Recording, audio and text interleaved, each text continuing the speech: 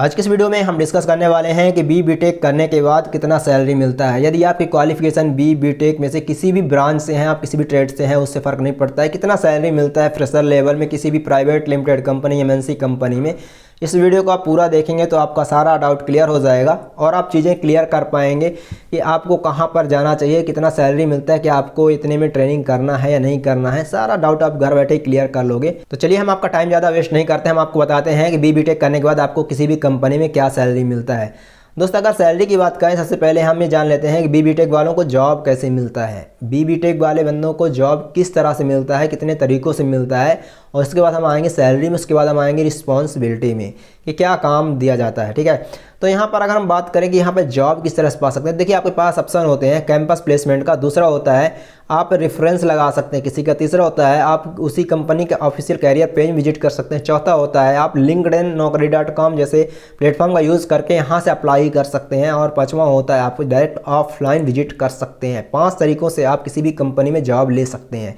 अब अगर आप यहाँ पर जॉब आपका यहाँ पे इंटरव्यू शेड्यूल हो जाता है, इंटरव्यू हो जाता है और आप क्रैक कर देते हो जिस भी कंपनी में, प्राइवेट हो या MNC हो, आप जहाँ पर भी हो, तो आपका क्या सैलरी पैकेज होगा, क्या सैलरी दिया जाएगा। तो देखिए यहाँ पे आपको कंपनी रखती है पहले ट्रेनिंग में, ट्रेनिंग पीरियड में आपकी सैलरी रहती है 18 से 20 हज़ार, और इस टाइम जो है सैलरी आपकी 22 से 25 हज़ार होगी। ठीक है, ट्रेनिंग के पीरियड में 1 साल का जब आपका ट्रेनिंग कंफर्म हो जाएगा, कंप्लीट हो जाएगा, उसके बाद आपकी जो सैलरी होती है 30 से 35 हज़ार सैलरी कर दी जाती है।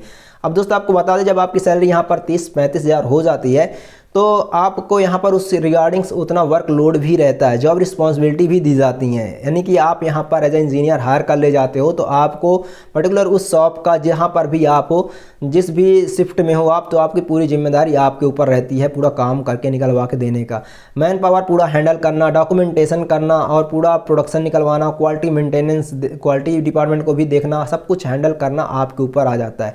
हालाँकि आप जिस भी डिपार्टमेंट के लिए होते हो, जैसे प्रोडक्शन में हो तो प्रोडक्शन का पूरा रिस्पॉन्सिबिलिटी आपके ऊपर रहेगी, क्वालिटी में रहेंगे तो क्वालिटी डिपार्टमेंट की रिस्पॉन्सिबिलिटी आपके ऊपर रहेगी।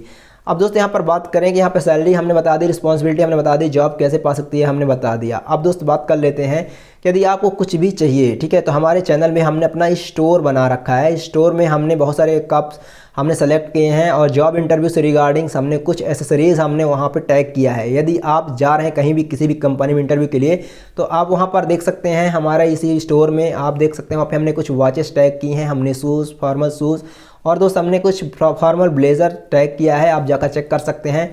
और इंटरव्यू किस तरह से क्रैक करते हैं, इंटरव्यू में सफल कैसे होते हैं, इस तरह इससे रिगार्डिंग हमने कुछ बुक सेलेक्ट की हैं, यहाँ पे टैग किया है। आपको कुछ भी लेना है तो आप जाकर देख सकते हैं। अगर इनमें से कुछ नहीं लेना है, आपको फ्लिपकार्ट से कुछ भी ऑनलाइन शॉपिंग करना होगा, आप हमें कमेंट कर दीजिए तो हम अपने स्टोर में टैग कर देंगे, आप वहाँ से विजिट करके ले सकते हैं। थैंक यू चैनल विजिट करने के लिए, आपका बहुत बहुत धन्यवाद।